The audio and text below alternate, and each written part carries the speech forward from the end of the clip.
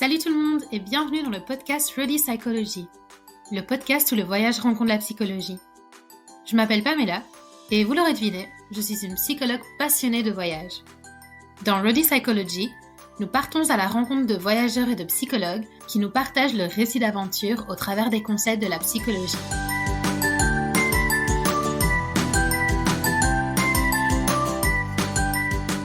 Fermez les yeux. Imaginez le sable blanc, le son des vagues, l'eau aux 1000 nuances de turquoise de la mer des Caraïbes. Plus loin, il y a une odeur épicée, du jerk comme on l'appelle là-bas.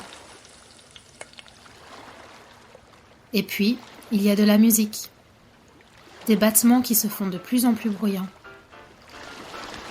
Des bruits de pas dans la terre, des rires, des encouragements.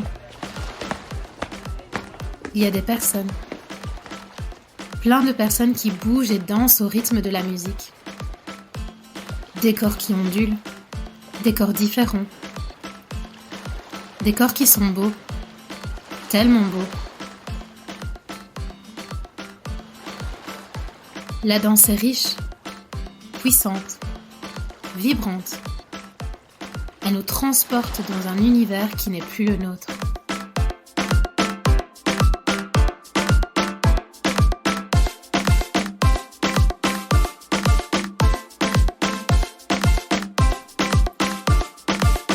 La danse est partout.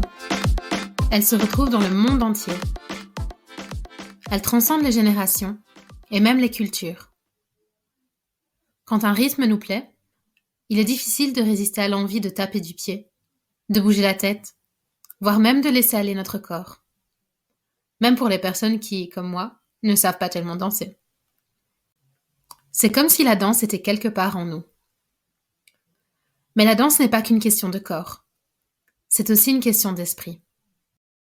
La danse peut être spirituelle. Elle peut être un moyen de guérison, un moyen d'expression. En psychologie, elle est liée à de la joie, de la gratitude, même de la créativité. Danser, ça ne change donc pas uniquement la relation que l'on entretient avec notre propre corps. Ça change aussi celle que l'on a avec soi. Dans l'épisode d'aujourd'hui, nous partons à la rencontre de Barbara dans ma ville natale pour ensuite s'envoler ensemble en Jamaïque. Barbara nous parle de son parcours en tant que danseuse, mais aussi d'échanges culturels, d'acceptation de soi, d'amour, de beauté et de féminité. En enregistrant cet épisode, Barbara m'a donné des étoiles plein les yeux. Alors j'espère que, vous aussi, vous en ressortirez émerveillés. Allez, vous êtes prêts ? En route !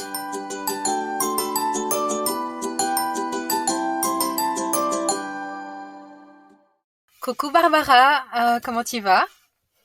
Coucou, ça va très bien, merci. Et toi ? Ça va bien, je suis très contente de t'avoir aujourd'hui pour mon petit podcast. Pareil, j'en suis ravie.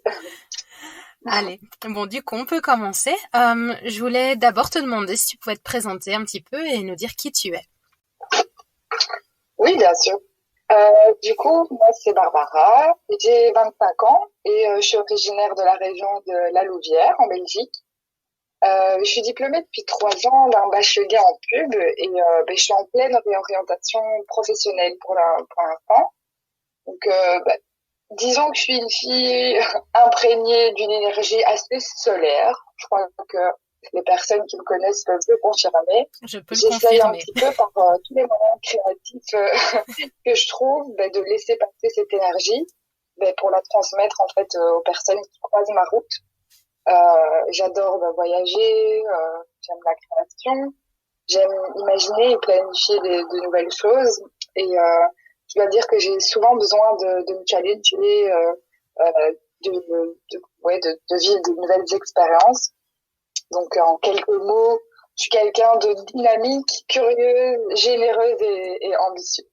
Voilà. Oui, et je pense que je suis entièrement d'accord, surtout avec ce que tu disais de très solaire et au niveau de la créativité, c'est quelque chose que j'ai quand même beaucoup admiré chez toi depuis quelques années. C'est gentil. C'est vrai que même le confinement a fait que ça a développé encore plus ma créativité et tout ça. Je crois que c'est pour tout le monde. Oui, comme quoi ça a des positifs aussi. C'est vrai, tout à fait. Tout à fait. Alors, du coup, comme tu le sais, aujourd'hui, on va parler d'une de tes passions, qui est la danse. Oui, Et donc, je voulais ouais. savoir si tu pouvais nous en dire un peu plus sur ton parcours et la place que la danse occupe dans ta vie. Ouais, tout à fait. Donc, la danse a toujours occupé une place très importante dans ma vie. Donc, j'ai commencé par 8 ans de danse classique quand j'avais 4 ans. Donc, c'est un peu le parcours basique. Donc, je faisais ça au conservatoire de la Louvière. Et ensuite, j'ai diversifié un peu mon parcours en pratiquant du jazz, du hip-hop, de la house. Puis j'ai testé la danse orientale et le raga. Donc là, ça a commencé à éveiller des choses en moi. Et de manière générale, je reste quelqu'un de très curieuse, mais j'ai vraiment eu une révélation il y a 5 ans, lorsque j'ai découvert le dancehall. Donc le dancehall, c'est une culture avant tout, c'est une danse qui a démarré à Kingston, dans les ghettos en Jamaïque. Donc ça vient du cœur et des entrailles de la ville. Bon, évidemment, je pourrais en parler pendant des heures. euh, on y reviendra du coup par la suite, hein, mais voilà, le dancehall, je sais pas si tu veux que je parle de comment c'est arrivé, peut-être, si ça peut être intéressant. Ben oui, j'allais justement te demander qu'est-ce qui t'a attiré dans le dancehall, justement. En fait, donc moi j'ai vraiment découvert ça il y a 5 ans grâce à ma prof, donc chez Studio Feeling où je fais toujours de la danse là-bas à la Louvière, et c'est elle qui était partie donc là-bas pour vraiment lors d'un voyage, et c'est là qu'elle s'est vraiment épris d'un coup de cœur pour cette danse, et c'est elle qui est revenue avec ça ici et qui nous a transmis cette culture. Donc le dancehall, en fait, c'était à l'époque une façon d'avoir une radio communautaire là-bas, donc dans les ghettos, et la plupart des musiques étaient jouées. Toutes les musiques qui étaient enregistrées, c'était des musiques qui venaient d'Amérique. Et ce qui s'est passé, c'est que les gens achetaient ces musiques, et quelqu'un dans la communauté organisait ce qui s'appelle des sound systems, avec des tourne-disques et des enceintes. Et en fait, les gens se réunissaient en communauté pour écouter ces musiques qui venaient d'Amérique, donc qui se réunissaient dans les rues parce qu'ils pouvaient pas se permettre d'avoir une radio. Donc c'était une radio qui a été mise en place pour tout le monde, et les gens venaient écouter ces musiques un peu étrangères, et donc ça créait des rassemblements. Et en fait, à l'époque, pour la petite histoire, donc les CD sur les disques, il y avait une phase A, une phase B, tu vois. Et la phase A, c'était la chanson, la phase B, c'était le reading, donc l'instrumental. Et après un certain temps, ils ont commencé à jouer la phase B. Et donc il passait d'abord l'instrumental tout seul, et puis il y avait une personne qui parlait au micro, donc on appelle ça un selecta, et il toastait un peu comme on disait à l'époque, il posait sa voix sur l'instru, sur ces musiques étrangères, et ça a été un peu le début de l'évolution de la musique dancehall. Donc après ça, les gens ils ont commencé à écrire des paroles sur ces instrumentales, et l'étape suivante, ça a été à commencer à faire leur propre rythme, à chanter sur ces rythmes-là, et ça a été un peu le début et l'histoire du dancehall, comment ça arrivait là-bas en Jamaïque, dans les ghettos, etc. Et donc tout ça pour dire que moi j'ai découvert ça il y a 5 ans, donc grâce à ma prof Carole, elle se reconnaîtra si elle entend ce petit podcast. Et mais du coup moi, après elle m'a donné ma chance pour donner des cours et transmettre à mon tour cette passion. Depuis 3 ans, ça fait 3 ans maintenant que je donnais des cours là-bas, et mais évidemment j'ai d'autres projets en tête liés au développement personnel qui j'espère verront très bientôt le jour. Voilà. Ok, c'est super intéressant. Je me rendais pas du tout compte, pardon, qu'il y avait toute cette culture et toute cette histoire derrière, en fait. C'est super chouette, je trouve. C'est vrai que moi j'encourage toujours en fait les gens à découvrir plus, parce que après c'est de manière générale, quand on se passionne pour quelque chose, on a envie de découvrir ce qui se cache vraiment derrière, on a envie de comprendre en fait, enfin, un peu comme de l'anthropo, on a envie de se dire pourquoi ces personnes agissent de telle ou telle manière sans forcément être dans le jugement, etc. Et moi c'est ce qui m'est vraiment arrivé pour cette culture, quoi. J'ai voulu en savoir plus. Oui, et dans un sens, ça donne du sens justement à ce que tu fais, j'ai l'impression. Voilà, c'est totalement ça, quoi. ça a été une révélation et c'est pas arrivé pour rien dans ma vie. Ouais. Et du coup, j'ai l'impression que c'est pas du tout courant en fait, non plus, parce que tu dis que ta prof a été elle-même en Jamaïque et puis a ramené ça en Belgique, et toi maintenant tu l'enseignes également, Ouais. mais du coup c'est pas Ouais. vraiment commun. Mais disons que c'est quand même, on va dire, une danse qui est populaire d'un point de vue mondial. En Belgique, il y a quand même des choses qui ont bougé. Il y a des profs et tout ça du côté de Bruxelles. Mais c'est vrai que ma prof, donc Carole, aka Lady K, donc c'est son blaze, c'est vraiment une pionnière ici en Belgique parce que elle est partie des dizaines de fois là-bas. Elle se forme toujours à la source. Elle a été certifiée par un des danseurs qui faisait partie des Black Roses, donc avec avec Bogle, pardon, Bogle qui est une figure vraiment emblématique du dancehall. Donc elle a été formée par un des membres qui est le seul survivant en fait de cette team, et elle a été approuvée dans son enseignement. Donc c'est vraiment quelque chose quand même de voilà de qui est reconnu, et elle transmet vraiment de manière authentique le dancehall, surtout pour ce qui est tout ce qui touche au old school, parce qu'il y a plusieurs styles évidemment, il y a old school, middle school, new school, et et donc voilà. Ouais, Disons qu'à la Louvière il y a quand même des, des choses qui sont mises en place, et entre autres pour ceux qui veulent en savoir plus et découvrir le dancehall, Carole est vraiment la personne à suivre quoi. ouais, franchement c'est super chouette. Je suis vraiment contente d'apprendre tout ça. C'est cool. Passer à ma question suivante. Comment tu te sens toi quand tu danses?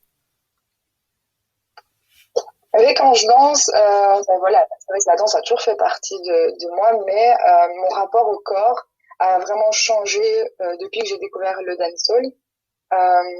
J'ai toujours adoré danser, depuis toute petite. Hein, je me rappelle encore quand j'essayais d'imiter les danseuses dans les clips, tout ça. Je revois mes vidéos, je me dis c'est en moi. Mais maintenant, en fait, je danse vraiment pour libérer mes émotions, pour lâcher prise. Et donc c'est pour ça aussi que finalement j'ai une préférence pour le dancehall, la danse orientale aussi, parce que finalement ce sont deux disciplines euh, qui me permettent à moi de m'exprimer dans toute ma divinité de femme, d'exprimer ma sensualité aussi.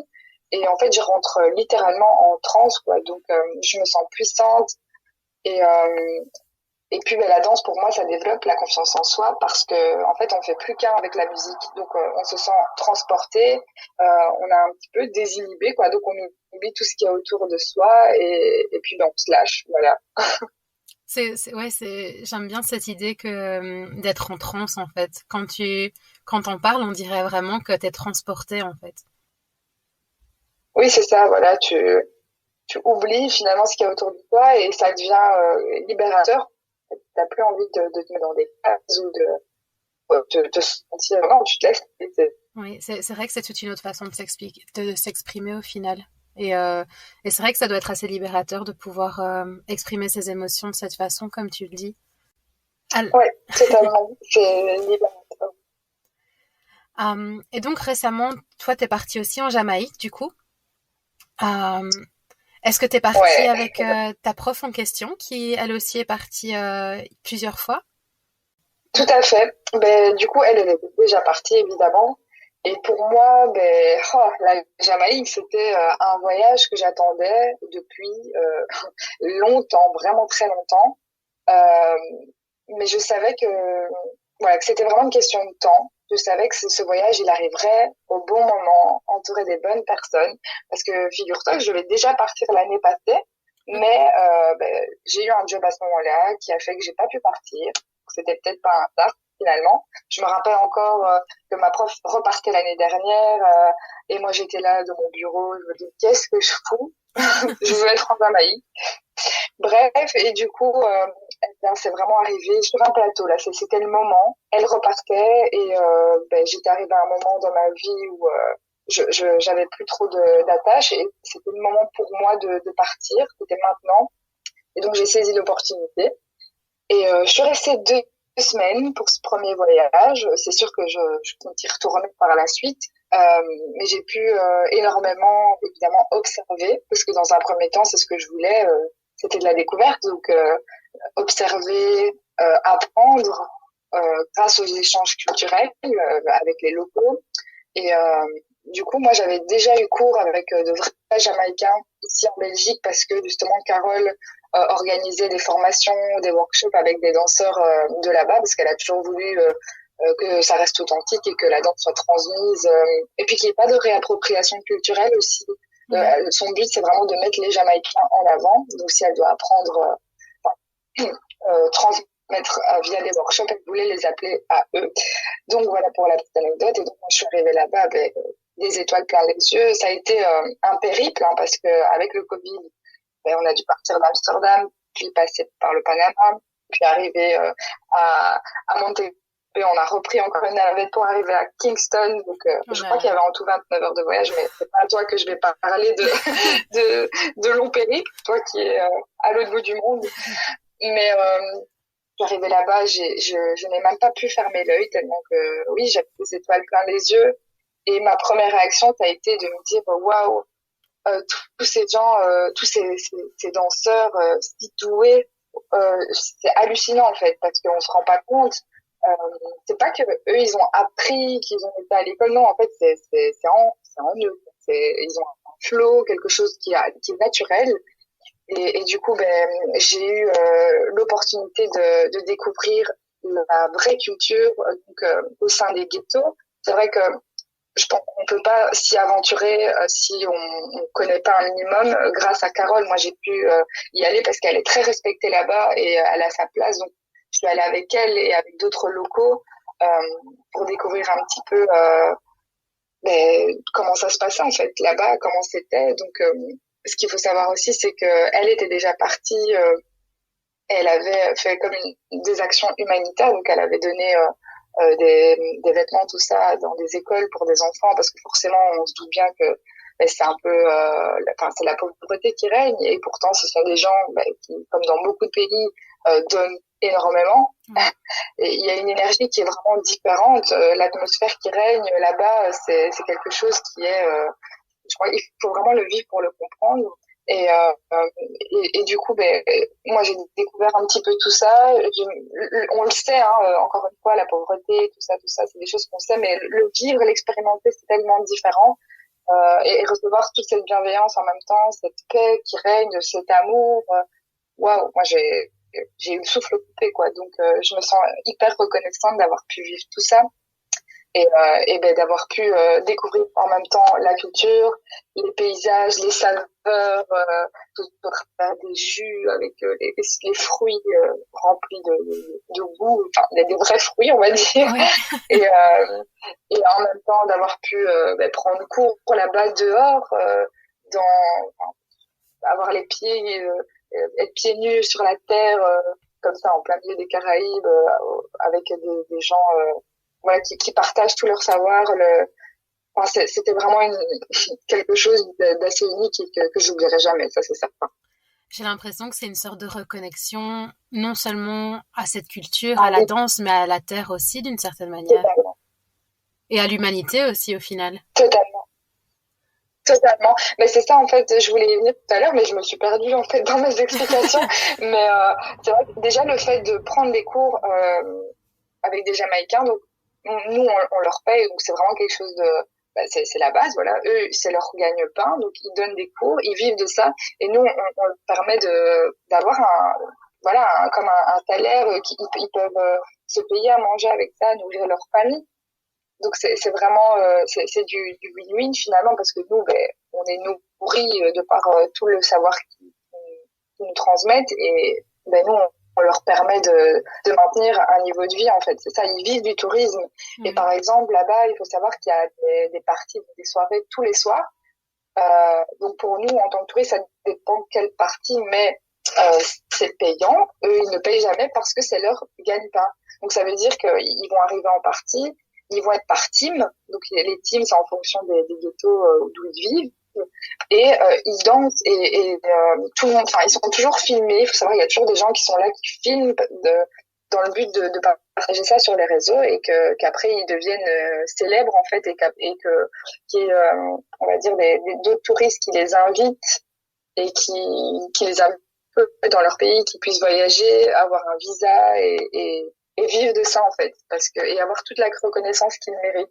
Tout le monde connaît Sean Paul, je crois. Tout le monde a déjà dansé sur ces sons-là. C'est des sons qui viennent de là-bas et souvent il y a beaucoup de gens qui parfois ne connaissent pas toute la culture, tout ce qu'il y a derrière, et parfois il y en a qui ouvrent des écoles de danse comme ça et qui lancent un cours de dancehall. Enfin, ils appellent le nom de leur cours dancehall et alors qu'ils ne sont même pas formés. Donc parfois c'est un peu un manque de respect finalement par rapport à tous ceux qui font les démarches pour se former auprès de vraies personnes à la source, encore une fois, et qui, par exemple, Carole, qui met toujours en avant les Jamaïcains, qui n'a jamais hésité à les inviter chez elle pour, encore une fois, transmettre de la manière la plus authentique qui soit, quoi. Ouais, c'est comme si on oubliait un petit peu l'histoire et la culture que toi tu expliquais justement et qui est tellement importante pour toi au final. Oui, c'est ça. Après, c'est ok, tout le monde a le droit de s'exprimer, de danser, de créer des cours de danse dont il a envie, mais c'est plus au niveau de l'appellation. Parfois, c'est vrai que, par exemple, Carole, son cours s'appelle dancehall, elle peut se permettre parce qu'elle sait de quoi elle parle, elle s'est formée, tout ça. Mais si quelqu'un d'autre a envie parce qu'il kiffe les sons ou qu'il aime bien et qu'il a juste entendu parler mais qu'il n'a jamais vraiment pris cours, alors n'appelle pas ton cours dancehall. Oui. Voilà, c'est juste ça, c'est une question de respect, quoi, voilà. Oui, non, tout à fait. Et ça se joue à quelques détails. Et du coup, ce voyage, qu'est-ce qu'il t'a apporté à toi? Pour moi, en fait, ça m'a remis, on va dire, les idées à place parce que j'étais aussi dans une transformation personnelle et ça m'a permis de relativiser beaucoup, énormément même, sur des choses qui nous, en tant qu'Européens, évidemment, on a toujours on vit dans le rush, enfin c'est pas nouveau, hein, mais on a jamais tendance à prendre le temps, et là-bas là pour le coup ils prennent bien le temps. Oui. Donc ça j'ai travaillé ma patience avant tout et ouais, c'est vraiment ça, la patience, relativiser parce que eux finalement n'ont rien, et enfin qui suis-je pour dire que eux n'ont rien, parce qu'au final moi je trouve qu'ils ont tout. Ils ont la nature, les paysages à couper le souffle, la nourriture qui est bénie finalement par le sol, c'est la vraie vie, quoi. Tout est là, tout y est, le climat, euh, et du coup ils nous apprennent à relativiser sur les choses les futilités sur lesquelles nous parfois on tique, où on va vite se plaindre et tout ça, alors que eux parfois c'est vraiment la galère, ils ont même pas de quoi manger mais ils ont le smile en fait. Ouais, c'est un peu revenir à l'essentiel au final. Oui, c'est ça, un retour à l'essentiel, exactement. Ça nous fout une grosse claque. Oui, c'est vrai. Ça m'a aussi beaucoup apporté sur le point, d'un point de vue spirituel.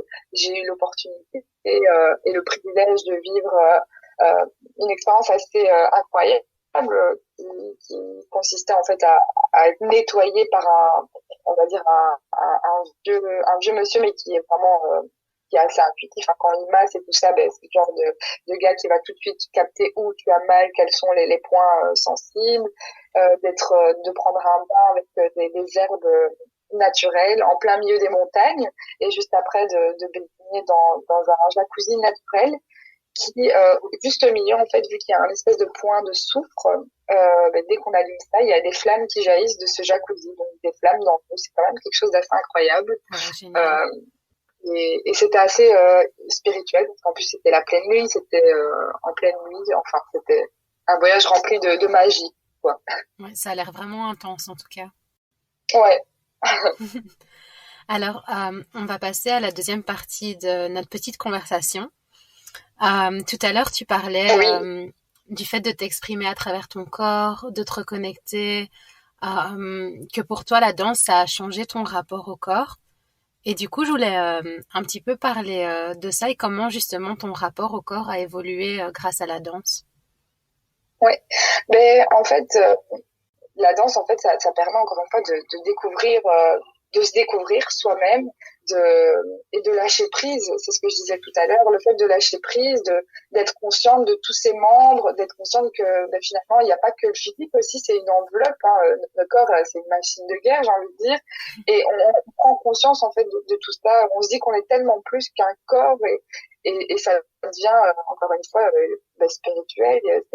On parle pas, donc tout est dans le langage non verbal, et finalement on arrive à extérioriser tellement de choses que ça nous nourrit l'âme en fait en même temps. Est-ce que tu penses que ça a eu un certain effet sur l'acceptation de toi, du coup? Sur ma propre acceptation. Je dois dire que je veux pas que ça paraisse prétentieux, mais j'ai jamais vraiment eu du mal à m'accepter. Et mais la danse m'a permis de me dévoiler encore plus, je vais dire, de me découvrir, comme je le disais tout à l'heure, et de vraiment me libérer peut-être parfois des normes ou de ce que la société elle, nous impose comme normes, comme standards de beauté, etc. Par rapport au physique, quoi. Ok. Et ben, selon moi, c'est pas du tout prétentieux de. Voilà, je trouve que c'est justement super chouette que t'aies ce rapport à toi-même en fait. Et du coup, je voulais te demander, pour toi, ça veut dire quoi s'accepter? Mais pour moi, s'accepter, en fait, c'est arriver à mettre son ego de côté, en fait, parce que c'est souvent une question d'ego, en se disant que ben, on a tous des défauts et des qualités, donc ça peut paraître un peu bidon, mais il faut simplement se dire que oui, c'est une réalité, c'est ok, et qu'après, il faut apprendre à être un peu solidaire, en fait, avec soi-même. Ok. Je veux dire que même s'il y a des choses qui nous plaisent pas, ça c'est chez tout le monde, ça c'est sûr, mais il faut se dire que ça fait partie de nous en fait et que mais le fait de l'assumer, ça nous permettra de d'apprendre à lâcher prise parce que voilà, on se dit ok, j'ai ça, j'ai telle chose qui me plaît, telle chose qui me plaît moins, je l'accepte, je lâche prise et puis j'essaye d'être moi-même et plus on a une mauvaise estime de soi en fait, plus on va aller chercher la reconnaissance, la validation chez les autres et c'est généralement aussi comme ça qu'on se retrouve dans des situations de frustration énormes parce que on essaye de plaire à tout le monde alors que c'est impossible. Donc juste ça, le fait de se dire plaire à tout le monde, c'est impossible, c'est déjà une forme de lâcher prise parce qu'on se dit ok bon, je vais essayer d'être moi-même et les personnes qui vont résonner avec ma vibration ben, vont venir vers moi et les personnes qui ne m'aiment pas ben, vont se diriger vers d'autres personnes et ça rejoint un peu le truc de enfin, le fait que tout le monde a sa place dans ce monde, on est tellement nombreux que ben, sois juste toi-même en fait et comme ça ben t'auras toi aussi t'as ta place quoi et plus on a d'estime pour soi, plus on s'accepte, plus on l'assume, plus on se porte bien et plus on rayonne. Voilà, ça c'est vraiment le cercle virtueux, j'ai envie de dire. Et donc voilà, quoi, c'est important de s'accepter. Ça peut paraître bidon et parfois difficile, mais ouais, vraiment lâcher prise, quoi, et se dire, bah oui, on est comme on est, c'est comme ça. On ne pourra pas changer, et voilà, quoi. J'adore. J'aimerais bien que tu me vois parce qu'en fait, tu me fais sourire du coup. Mais peut-être que ça s'entend dans Oh, ma voix. à bosser. Mais du coup, j'ai l'impression que pour toi, c'est un peu tendre vers une certaine authenticité au final. Mais c'est ça. C'est sûr que c'est difficile et franchement, moi, plus je prends de l'âge et plus je suis contente, en fait. Moi, j'adore vieillir parce que, je sais pas toi, mais moi, je me souviens, j'ai pas de mauvais souvenirs encore une fois c'est vrai que parfois, moi, j'entends que des personnes ont souffert de leur enfance ou de leur ado, de leur adolescence à l'école, etc. parce que c'est souvent là qu'on développe aussi des traumas parce que on se met du regard des gens ou parfois les élèves, enfin les jeunes sont pas tendres les uns vers les autres hein, dans les écoles, tout ça, c'est encore un autre débat, mais je crois que ça doit vraiment être compliqué. Mais c'est vrai que moi, pour le coup, j'ai aucun souvenir, pas mauvais souvenir par rapport à ça. Mais c'est vrai que l'école, par contre, ne me manque pas. L'ambiance des cours de récré, tout ça. Bon, oui, il y a le côté, c'était cool d'avoir des vacances, d'avoir des chouettes copains, de pas avoir trop de responsabilités et tout. Ça, c'était ok. Mais sinon, je trouve que enfin, c'est difficile si on n'est pas accroché, si encore une fois, comme je disais, il y a tellement de personnes qui souffrent de maltraitance, qui finissent par commettre des actes horribles comme le suicide et tout ça, on entend souvent. Hein, et puis les réseaux sociaux, machin, ça rentre rien avec Snapchat, les trucs qu'on a déjà pu entendre ou voir autour de soi. Donc c'est pour ça que je dis que je suis contente de vieillir et de me dire que finalement, c'est pour moi vieillir c'est la sagesse et c'est le lâcher prise de plus en plus et c'est la beauté dans l'imperfection. Et je dis toujours, il y a une citation qui me plaît beaucoup, je ne sais plus de qui c'est exactement, mais c'est deviens qui tu es. Parce que finalement, on est comme on est depuis toujours, mais on chemine beaucoup et parfois toute notre vie à trouver son essence personnelle, son, son but dans la vie, etc. Et en fait, parfois, le fait, ça rejoint ce que je disais aussi, le fait de lâcher prise, de s'accepter, inconsciemment, c'est en faisant ça qu'on tend vers l'authenticité et qu'on devient, pardon, j'ai ma voix qui part, C'est pas grave. et qu'on devient, soi-même tel que l'on est, Ouais. avec ses défauts et ses qualités. Oui, c'est vrai. Et du coup, toi, tu parles de cheminement. Et donc, je voulais te demander, c'était quoi ton chemin, toi, dans l'acceptation de toi-même? Du coup, encore une fois, je disais tout à l'heure, la société, les standards de beauté, les normes qui nous sont imposées, en fait, modifient la perception que l'on a de soi. Encore une fois, c'est une question d'ego. On a toujours tendance à vouloir être... on a envie, en fait, les autres, mais en rejetant complètement la personne que l'on est. C'est-à-dire qu'on a envie d'être à l'opposé de ce qu'on est.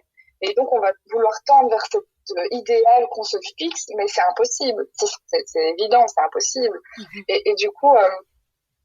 encore une fois, moi, je me suis beaucoup nourrie des contre-exemples que j'avais autour de moi, que ce soit dans ma famille, dans mes amis, tout ça. J'ai tellement vu de filles qui dénigraient, mais vraiment au point d'être, mon Dieu, mais le niveau de méchanceté qu'elles avaient envers elles, ne pas s'accepter et tout ça. Et je me suis dit, wow, moi, je veux pas faire ça, je veux pas être comme ça, je veux pas être aussi trash envers moi-même. Mon corps, j'ai tellement de chance déjà d'exister, d'être en bonne santé, d'avoir des membres, tous mes membres, d'être là sur Terre. Donc j'ai pas envie de me dénigrer à ce point-là. Et puis je voulais pas perdre le précieux temps qui nous est donné, parce que ça aussi, je me dis, le temps il passe tellement vite. Mais je vais pas commencer à perdre mon temps, à m'attarder sur des petites imperfections, des choses qui souvent, nous, je perds mes mots. T'inquiète. Ce sont des choses qui nous mettent mal. Ça peut planter notre journée. Voilà, c'est ce que je voulais dire. Mais je voulais pas, m'attarder sur ces choses-là. Parce qu'au final, je me dis, il y a tellement d'autres choses. Et puis, j'ai toujours le sentiment, en fait, d'être venue au monde avec une mission, celle d'aider les femmes, à se voir comme elles sont réellement, en leur prouvant qu'elles sont tellement plus que ce qu'elles croient renvoyer comme image. Donc, je me suis raccrochée à ça, à cette mission de vie, et finalement, je me le suis appliquée à moi. Donc, voilà. Bah oui, c'est un peu comme si t'étais ton propre mentor. J'ai l'impression que tu t'es prise la main et que tu t'es dit, voilà, il y a des choses qui sont pas cool, mais elles existent et je peux rien y faire. Donc, on va avancer avec. C'est ça. C'est exactement ça. Voilà, j'ai renoué avec mon enfant intérieur. Je me suis pris la main, comme tu dis, et je me suis dit, en fait, je me donne de l'amour, quoi, parce que bien sûr, hein, j'ai eu aussi des moments où j'étais un peu moins bien, comme tout le monde, hein, mais je me suis dit, je me suis revue, j'ai repassé un petit peu toute l'évolution de ma vie jusqu'à présent, et je me pardonne, en fait, j'ai appris à me pardonner pour les fois où j'étais un peu plus méchante, parfois envers moi-même, parce que ça m'est arrivé aussi, hein, mais disons que c'était pas, ça ne durait jamais très longtemps. Et je me suis donné de l'amour, parce qu'après tout, c'est ça qu'il faut faire, parce que l'humain n'est pas parfait, et qu'on a tendance souvent à vouloir tendre vers un idéal, mais c'est juste impossible. Après, on lâche prise, on relativise, et ça va tout de suite mieux, quoi. Ouais. Et je pense que le fait d'accepter que, justement, il y ait des jours où on ne va pas bien, je pense que ça fait aussi partie de l'acceptation de soi, au final, de se dire, aujourd'hui, ça va pas. Bien sûr. Mais j'entendais récemment, c'était intéressant, un article qui parlait de la positivité toxique, parce que c'est vrai que on a sûrement déjà entendu parler, hein. Oui, j'ai un petit épisode prévu sur ça. Ah, écoute, alors, je vais pas trop, non, tu peux, vas-y. Là-dessus, mais en gros, oui, c'est ok d'avoir, moi aussi, je suis en mode good vibes only, c'est cool, mais on a aussi des jours où ça va pas, et on a le droit d'être dans ces jours-là, et il faut bien sûr les accueillir, et puis vivre les émotions, et puis avancer, quoi. Mais on peut pas être happy H24, ça c'est certain. Donc apprendre aussi à lâcher prise, et voilà, quoi. Oui, clairement, c'est vraiment être dans son entièreté, en fait. Oui. Comme on dit dans les mariages, pour le meilleur et pour le pire, mais avec soi-même. Oui, voilà, c'est totalement ça. C'est vraiment ça. Alors, du coup, on va continuer et on va passer un peu à la troisième partie où on va parler d'un autre de tes projets. Et je pense que tu as brièvement parlé de ça tout à l'heure. En plus de la danse, tu as un petit projet lié au stylisme. Et du Oui, coup, est-ce que tu pourrais m'en dire un peu plus là-dessus? bien sûr. Euh, bon, encore une fois, hein, tout est lié, l'image de soi, le fait de se sentir bien dans ses vêtements et tout ça, mais ça booste hein, le moral, la confiance en soi.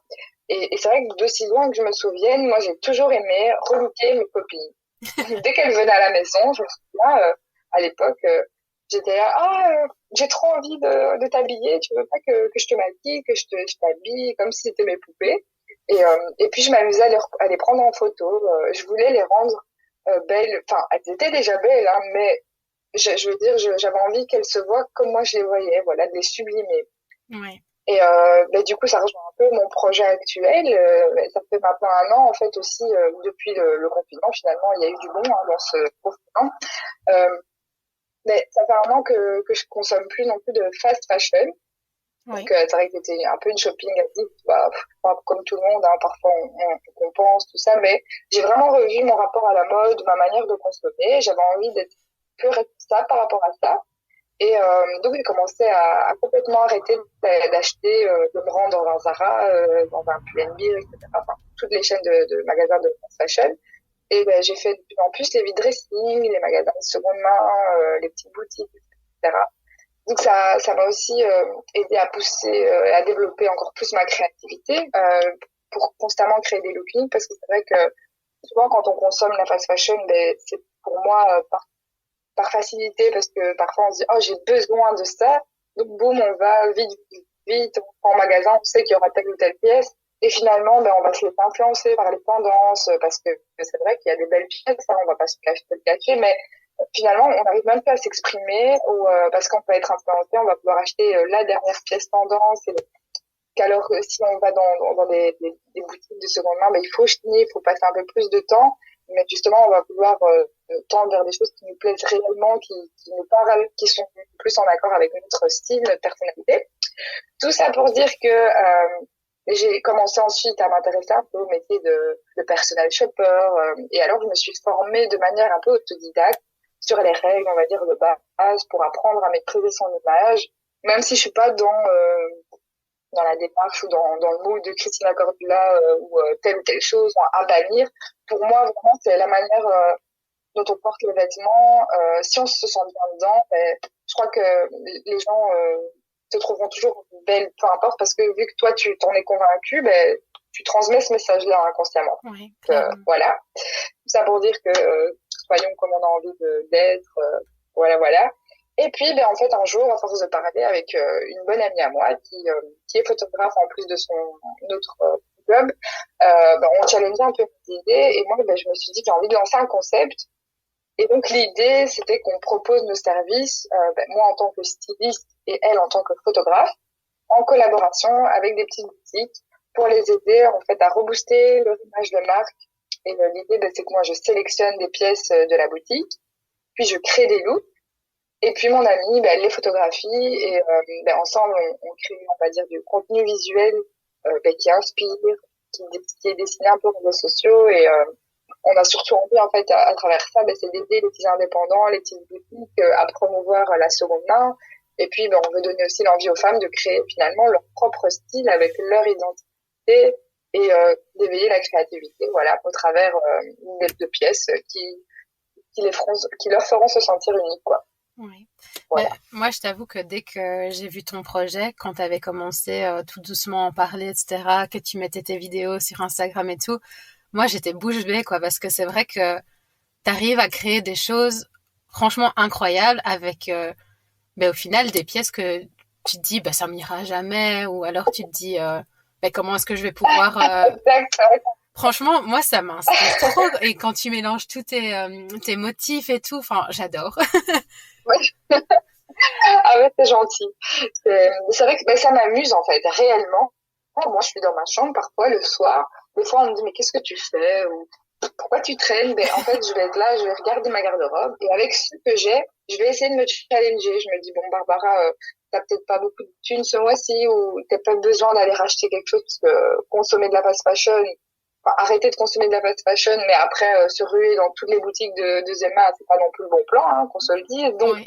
au final voilà, je regardais un peu ce que j'avais donc ouais, c'est ça en fait. Je m'amuse à regarder, à composer et je mets les pièces les unes avec les autres. Je me dis ben ça peut fonctionner ou pourquoi pas en fait. Un peu casser les codes quoi et puis s'amuser. Voilà.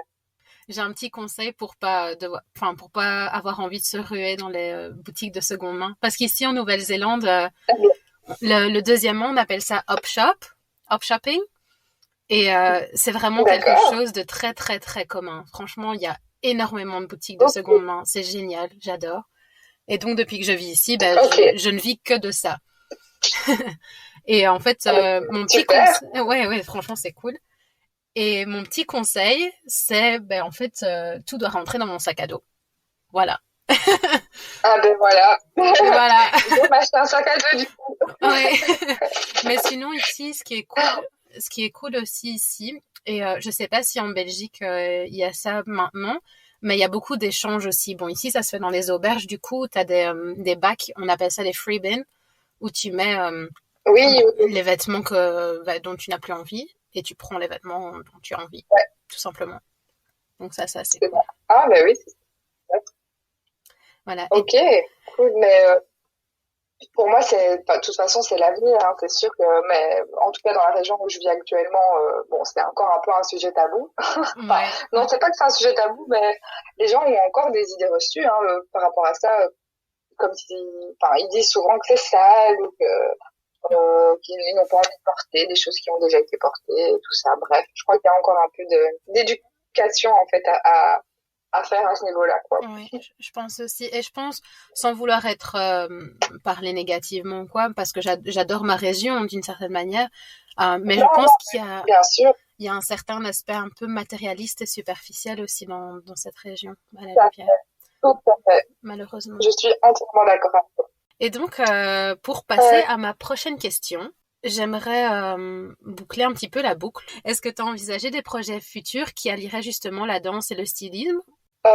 Mais écoute, j'ai pendant longtemps cherché, on va dire, un point d'attache qui pourrait relier les deux, même si l'image de soi est totalement liée à la confiance, etc.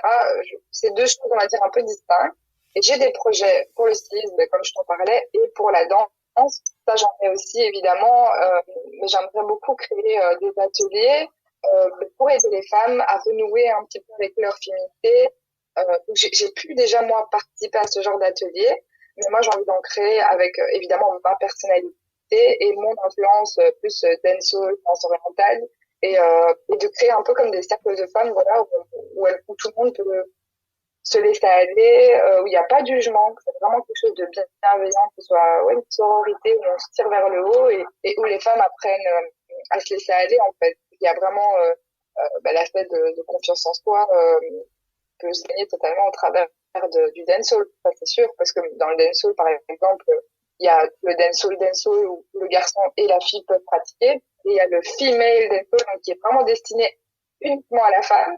Donc là, c'est une danse qui est, voilà, sans tabou, on va dire que c'est très sexuel, c'est vrai, mais le fait de créer comme ça des cercles de femmes où on bouge un peu le bassin, c'est finalement aussi rendre hommage à la femme, à toute sa dignité, tout l'aspect de donner la vie, etc. C'est un peu, ça rejoint un peu, on va dire, toute cette dynamique-là. Et ça me plairait beaucoup d'organiser voilà des cours comme ça où les femmes se lâchent complètement, apprennent à se libérer, où elles oublient un peu leurs complexes, les choses qui ne leur plaisent pas de manière générale et ce serait en toute bienveillance encore une fois parce que ce serait des petits ateliers comme ça fermés où on serait que entre nous et où elles n'auraient pas d'excuses de ne pas se lâcher en fait. Oui. Donc, à part les excuses qu'elles s'imposent elles-mêmes au final. Exactement. Mais ça vient, c'est progressif, hein, évidemment.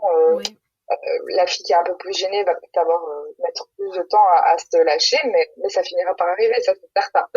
Oui.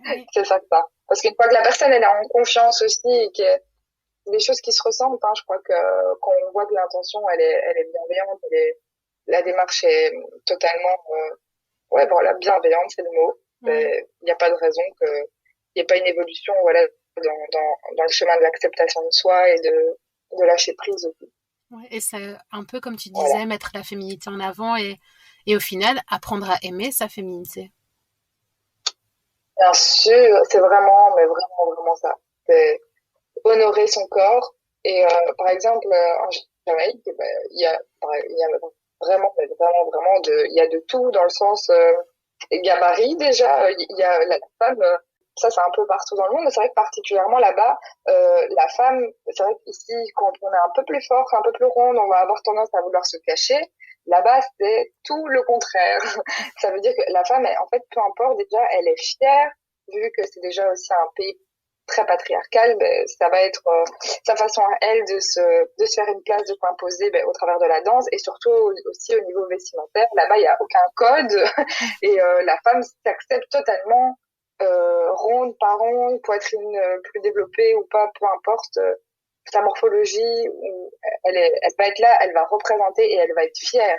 Tandis qu'ici, on a plus tendance, nous, en tant qu'Européens, c'est vrai, à se cacher ou à cacher certaines parties. Après, c'est vrai que c'est aussi un autre débat parce que on vit aussi dans des pays avec des mentalités très fermées et ben, la plupart des personnes vont être dans le jugement et même les hommes ben, peuvent avoir des comportements complètement déplacés. Voilà, c'est pas quelque chose de nouveau, hein, mais voilà, c'est vrai qu'en Jamaïque, pour ça, c'est quelque chose de, enfin, un autre monde. Voilà. Ouais.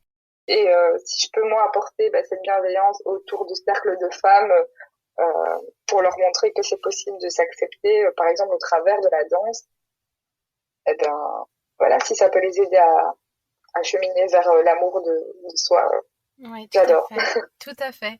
Et donc, si tu pouvais justement donner un seul conseil aux personnes qui nous écoutent, afin de pouvoir s'accepter, d'apprendre à s'accepter, ça serait quoi ce conseil? Ben, mon conseil, oui, c'est vraiment d'arrêter de se comparer. Parce que la beauté, elle n'est pas uniforme, en fait. Et c'est ça qui est beau. Euh, J'aime beaucoup aussi la citation, je vais la citer en anglais, excusez-moi pour l'accent. Donc T'inquiète. c'est Someone else's beauty is not the absence of your own. Donc la beauté d'une autre n'est pas l'absence de la tienne. Tellement vrai, parce qu'on pourra encore une fois, hein, jamais plaire à tout le monde, mais moi par exemple, quand déjà j'ai un groupe de copines, je les trouve tellement belles et je suis tellement fière en fait d'être avec elle, mais on est toutes différentes. Il y a une blonde aux yeux bleus, l'autre elle est brune plus claire avec des cheveux courts. Enfin, il y a vraiment de tout et souvent c'est véridique. Je suis sûre qu'on a déjà tout pensé d'une fille, par exemple, toute fille ou quoi, ben, qu'elle est magnifique, tout comme une autre fille un peu plus ronde, ben, qui est magnifique. Et du coup, moi je me dis souvent, mais pourquoi alors on a tous cette bienveillance envers les autres, mais on a tendance à s'acharner sur soi, c'est quelque chose mais d'absolument horrible en fait parce que voilà une autre personne sera tout aussi belle que soi mais de manière différente et c'est ok parce qu'on est comme on est, on n'a pas besoin de changer et il faut juste apprendre à considérer ses qualités, ses défauts, essayer de mettre en valeur ses qualités, s'aimer, développer sa confiance au travers de ce qui nous fait du bien. Et surtout, ben, on a besoin de l'approbation de personne pour s'aimer et se sentir bien tel que l'on est, quoi. Ouais. Et c'est vrai qu'on n'est pas toujours très gentil envers nous-mêmes, mais au final, je pense que si on voyait quelqu'un identique à nous à l'extérieur, on ne critiquerait pas cette personne au final. Non, exactement. Ça, c'est sûr. C'est comme quand, parfois, je prends l'exemple de la plage parce que c'est à ce moment-là que souvent on est plus mal à l'aise, on a tendance à être mal à l'aise. On se dit, oh, je suis sûre que la personne elle va voir mon bourrelet droit ou mon poil qui me reste à mon genou, ou peu importe. Alors que nous-mêmes, enfin, je parle pour moi, mais je pense que c'est une vérité générale, hein, mais nous-mêmes, on n'a pas tendance à scruter les détails des gens comme ça quand on est encore plus à la plage. On va pas commencer à fixer ou à se focaliser sur des détails. Parce que oui, on peut regarder, observer des corps différents, mais c'est plus, on a tendance vraiment à s'arrêter sur des détails. Ouais. Mais on va voir que ça, quoi, alors que nous-mêmes, on l'aura pas remarqué sur quelqu'un d'autre. Donc, pourquoi quelqu'un d'autre le verrait sur nous, quoi. Donc, c'est à méditer. Ben, je pense d'ailleurs qu'on est trop occupé à se regarder soi-même que regarder aux autres. Du coup, on est tous comme ça, on va tous se regarder soi-même Voilà. et on va regarder personne. Mais totalement. C'est vraiment ça. Exactement. Ouais. Et du coup, on arrive à la dernière question, hein. Du coup, j'aimerais te demander, qu'est-ce qui te rend toi extraordinaire? Je dirais que c'est mon optimisme. Ouais, ma bonne humeur, ma joie de vivre. Bon, quand je suis pas indisposée. Mais sinon, je crois que c'est vraiment ça en fait. J'ai cette tendance, c'est peut-être de par mon signe astrologique pour les personnes qui sont réceptives à ça aussi, hein, mais du fait que je sois bélier, c'est vrai que c'est aussi dans mon caractère de me relever quoi qu'il arrive. Après, bien sûr, comme tout le monde, j'ai des moments où je suis triste ou ouais, mais je pense que je m'attarde pas dessus. Enfin, j'accueille les émotions, je les vis pour euh, pour me confronter à ça et pour pouvoir avancer, mais je regarde droit devant moi en fait. Je suis pas quelqu'un qui va regarder en arrière ou à me lamenter. Je vais pas me lamenter ou m'apitoyer sur mon sort. Ok. J'essaye vraiment de rester optimiste et voilà, et me dire que si ça ne va pas, ben ça ira mieux à un autre moment. Voilà. Super, merci beaucoup.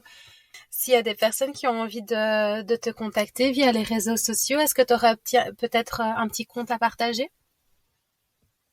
Bien sûr, j'ai mon compte Style by Barbara, donc on l'écrira pour avoir Oui, l'orthographe exacte. oui, je le mettrai Et dans les petites bien notes. sûr, moi je vous invite du coup à me suivre sur mon compte. Là, principalement, je partage mes looks.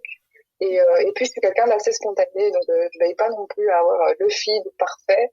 Moi, ce que je partage, c'est déjà des looks en fonction de mon humeur, ma personnalité. Et j'aime bien faire des petits réels en faisant des chorés, un peu de danse et tout ça. Donc, c'est vraiment c'est autour de ça que ça parle. Donc, si ça plaît, vous pouvez me suivre avec grand plaisir, quoi. Super, merci beaucoup encore d'avoir participé à cet épisode. Merci à toi, en tout cas, pour m'avoir invité et d'avoir pris le temps de m'écouter aussi. Avec plaisir, c'était franchement trop trop chouette. Ouais, j'ai adoré. Je te fais des gros bisous. Moi aussi, gros bisous, ma Pam. Gros bisous.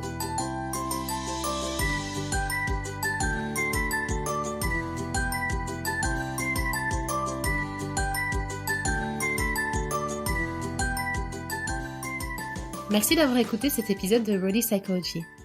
J'espère qu'il vous a plu. Si vous avez aimé l'épisode, laissez des petites étoiles sur votre plateforme d'écoute préférée et abonnez-vous pour être les premiers à écouter les prochains. Suivez-moi également sur Instagram, @RodyPsychology, et invitez vos amis à nous rejoindre dans ce voyage à travers la psychologie. Si vous avez des commentaires, des questions, ou si vous avez envie de participer au podcast, n'hésitez pas à m'envoyer un petit message. À la prochaine pour un nouveau voyage.